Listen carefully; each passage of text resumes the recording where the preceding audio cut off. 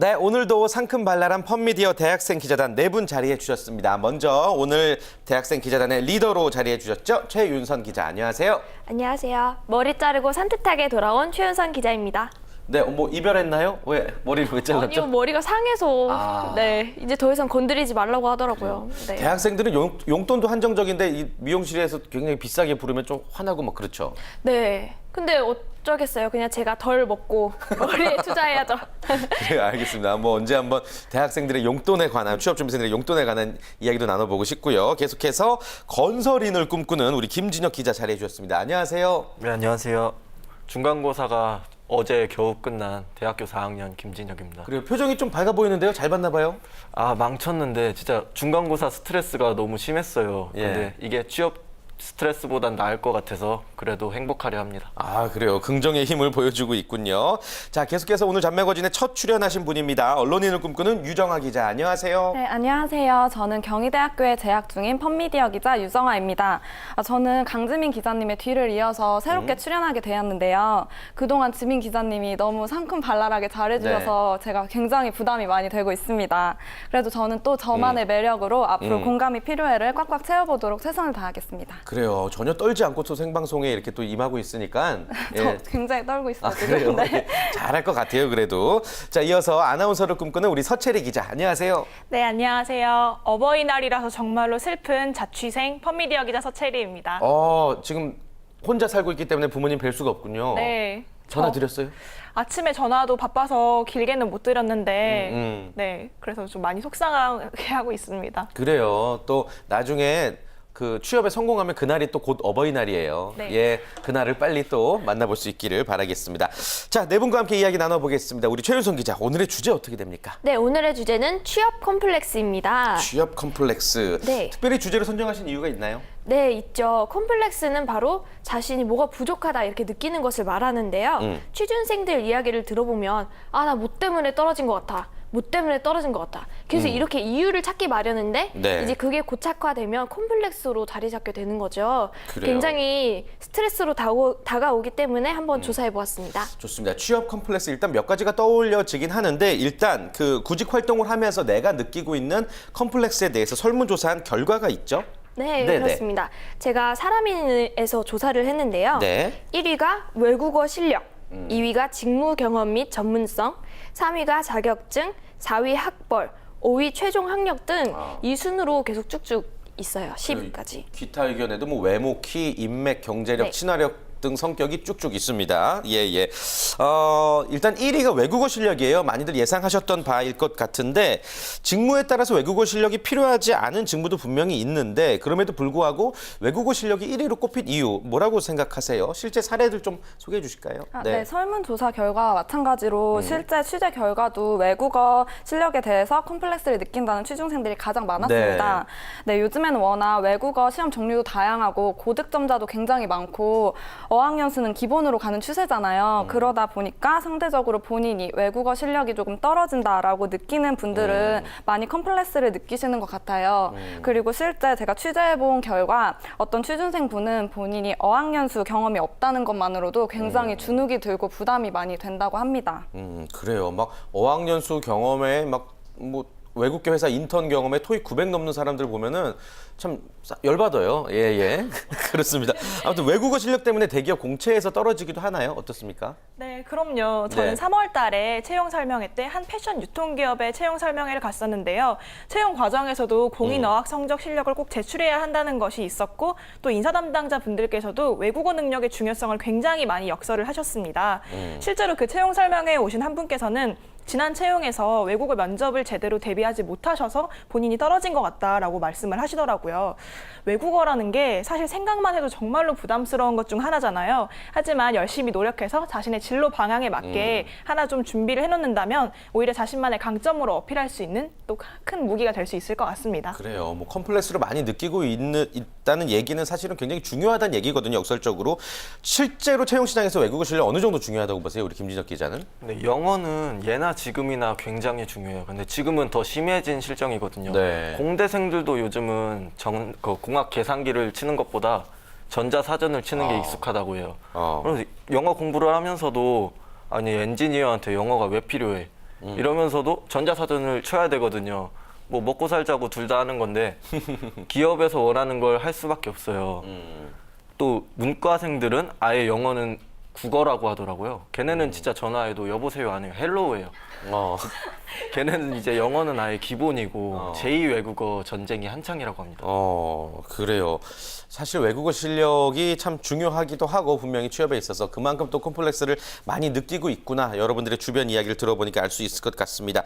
그리고 또 순위권에 올라와 있던 것 중에 조금 인상적인 게 이제 학벌이 4위에 올랐습니다. 이거는 근데 내가 떨어지고 나서 학벌을 핑계대는 게 아닌가 싶기도 한데 사실은 학벌 콤플렉스 많이 느끼고 있나요? 학생들이? 근데 진짜 애슈님께서 말씀하시는 것도 사실상 있을 수 있어요. 근데 이제 이게 제가 취업 사이트들을 돌아다니다 보면 전에도 한번 사례를 제가 들어드린 적이 있는데 네. 토익도 900점이 넘고 대외 활동도 엄청 많이 했는데 떨어졌어요. 그래서 너무 슬퍼서 그거를 취업 포털 사이트에 올린 거예요. 자기 사례를. 근데 댓글이 다 학교가 별로 안 좋으시네요. 학교 때문에 떨어진 것 같아요. 라고 그런 댓글들이 쭉쭉 달리더라고요. 네. 그런 걸 보면은 또 이제 학벌도 뭐 그런 얘기를 자꾸 들으면 들을수록 무시 못할 부분인 것 같고 좋습니다.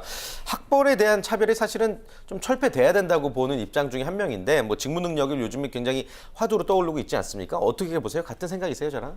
네, 물론 요즘에 네. 직무 능력이 떠오르면서 학벌에 대한 차별은 실제적으로 좀 줄이려고 하는 추세는 맞는 것 같아요. 그런데 실질적으로 학벌에 대한 차별이 줄어들었는지에 대해서는 솔직히 조금 의문이 드는데요. 구직 과정에서 보여주는 개인적인 역량은 분명히 중요하게 작용을 하겠지만 한계도 분명히 있다고 생각해요. 근데 만약에 동일한 역량을 보여준 구직자가 둘 중에 한 분만 선택해야 한다면 아무래도 학벌이 조금이라도 더 나은 분을 선호하는 경향이 있는 것 같아요. 그러다 보니까 실제 취준생들이 느끼는 학벌에 대한 차별 정도는 이전과 사실 크게 달라지지 않은 것 같습니다. 그렇군요. 반대로 학벌이 좋아도 취직이 안 되는 사례도 있죠? 네. 예, 왜 그럴까요? 사실 요즘에는 뭐 스카이 대학을 나와도 취직이 잘 안 된다라는 말이 있을 정도로 그런 현상들이 좀 심해지고 있다고 합니다. 이거는 제가 보기에는 학벌 말고도 좀 평가할 수 있는 여러 가지 요소들이 굉장히 다양해졌기 때문이라고 생각을 하는데요. 학벌이 좋아도 취직이 안 된다가 아니라 학벌만 좋아서는 취직이 안 된다라고 보는 게 저는 좀 더 맞는 것 같습니다. 예전에 비해서 학벌로만 지원자를 채용하지 않고 요즘에는 각 회사의 인재상이라고 해서 어떤 지원자를 평가하는 요소들이 굉장히 다양해졌잖아요.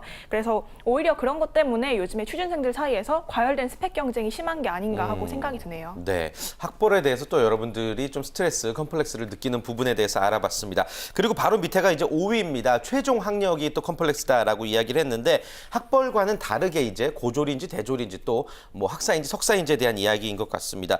어떤 부분에서 이 최종 학력 컴플렉스들을 많이 느끼나요? 네, 우선 기업에서 처음에 모집을 할 때도 최종 학력 제한을 두기도 해요. 근데 그 이후에 입사하고 나서도 진급에 있어서도 최종 학력이 영향을 미친다고 생각을 하거든요. 네. 근데 예전에는 학사보다 대학원에 진학해서 그래야 진급이 더 유리하다고 생각해서 회사를 다니다 그만두고 대학원에 가는 경우가 많았어요. 근데 요새는 그거는 좀 덜하고 아무래도 전문대나 고졸 여러분들이 입사를 하고 한계를 느껴서 그만두고 늦가기 대학생이 되는 경우가 많다고 합니다. 그래요. 좀 고졸 성공 사례를 우리 주변에서 이제 흔히 찾아볼 수 있기 때문에 이런 컴플렉스는 굳이 가지지 않아도 된다라는 생각이 들긴 하는데 좀 사례를 좀 소개해 줄 수 있을까요? 주변에? 주변에 네네. 학벌과 성공의 연관관계에 네네네. 대해서요. 서울대를 졸업해도 취직이 안 된다. 이 말 제가 진짜 주변에 찾았거든요. 그쵸. 제가 제 친구의 사촌 오빠 분께서 무려 서울대 경영학과를 졸업을 하셨답니다. 예. 근데 그 친구가 진짜 뭐라고 말했냐면요. 예. 우리 오빠 집에서 진짜 굴러다니면서 먹고 논다고 그렇게 얘기했었거든요. 예. 그래서 막 저희끼리도 왜 서울대까지 그러게. 나와서 그렇게 놀고 있지? 라고 생각을 했고 또 제가 취재한 분 중에 학력이 정말 좋지 않은데 외국에 넘어가서 스타 영어 강사가 되신 분도 계세요. 네, 그런 거 보면 솔직히 말해서 학력과 뭐 성공이 그렇게 연관이 있다고 볼 수는 없을 것 같아요. 그래요. 좀 뭐 어떻게 보면 이제 현실적인 부분에 있어서 상관이 있는 것 같기도 하지만 주위의 사례를 조금 더 우리가 눈높이를 넓혀서 보면은 크게 상관은 없는 것으로 또 알 수가 있겠습니다. 자, 그리고 취업 컴플렉스 6위 외모나 키가 있네요.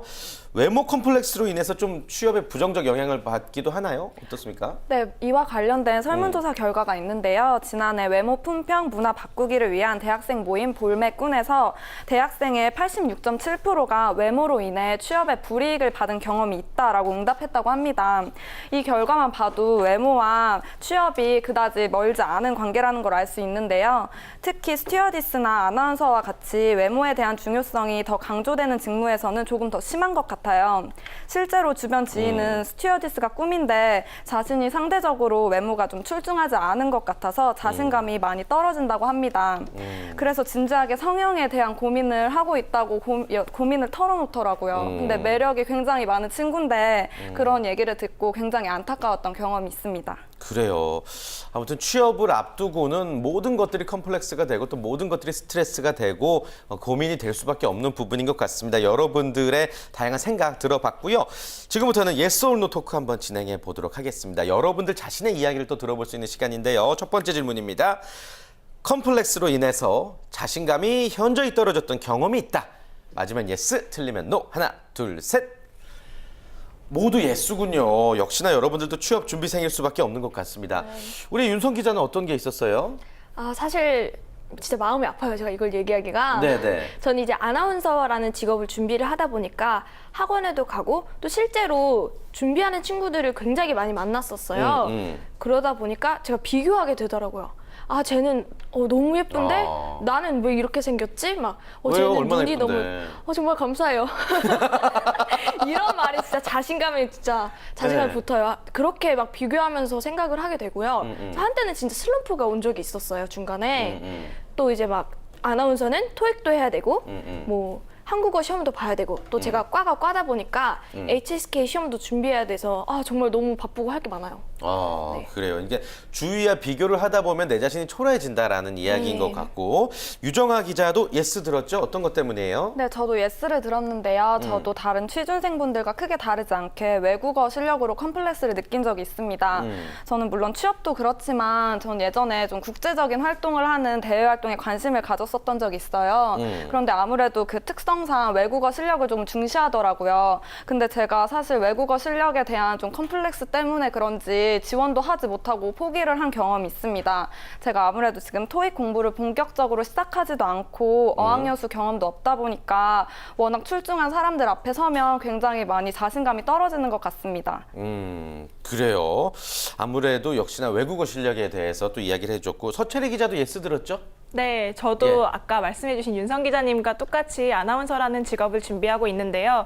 그러다 보니까 저는 제가 23년 동안 살아온 제 삶은 다이어트와의 전쟁이었습니다. 세상엔 왜 그렇게 맛있는 것들이 정말 많을까요? 이해할 수가 없습니다. 이렇게 남들에게 드러나는 직업을 준비하다 보니까 아무래도 좀 이렇게 날씬하지 못한 제 모습을 보면서 스트레스를 굉장히 많이 받고요. 또 이게 스트레스로만 끝나는 게 아니라 자존감 자체가 너무 떨어지는 것 같아요. 그래서 난 안 될 거야. 어떡하냐 막 이런 생각을 하게 되는데 그래도 콤플렉스는 극복하라고 있는 거니까 앞으로 절 보실 때마다 체리야 오늘은 무엇을 먹었니? 하고 좀 물어봐 주시면 감사하겠습니다. 그래요. 아니 그 뭐 솔직하게 얘기해 주셔서 고맙긴 하지만 전혀 걱정하지 않아도 될 정도고 감사합니다. 예, 그 시험 직전에만 쫙 빼면 돼요. 네. 그리고 그렇게 해서 뽑힌 분들 얼마나 많은데요. 예, 좋습니다. 그리고 김진혁 기자는 어떤 것 때문에 예스 들었어요?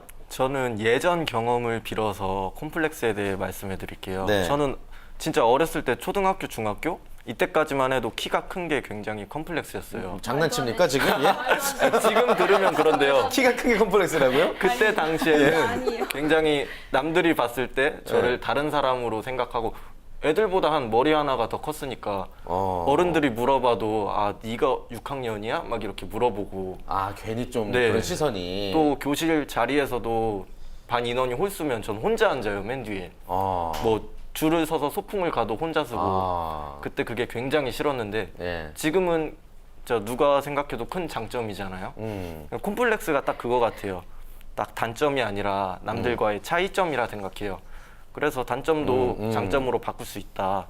취준생 여러분들도 콤플렉스를 단점이라 생각하지 마시고 장점으로 바꾸시길 바라겠습니다. 좋습니다. 멋진 말이긴 한데 키가 커서 컴플렉스다라는 것은 도저히 저로서는 인정할 수가 없는 예, 그런 컴플렉스 같습니다. 아무튼 뭐 네 분 다 크게 걱정하지 않아도 되는 컴플렉스인 것 같은데 아무래도 지금 처한 상황 때문에 더더욱 크게 스스로를 바라보고 있는 게 아닌가 싶어요.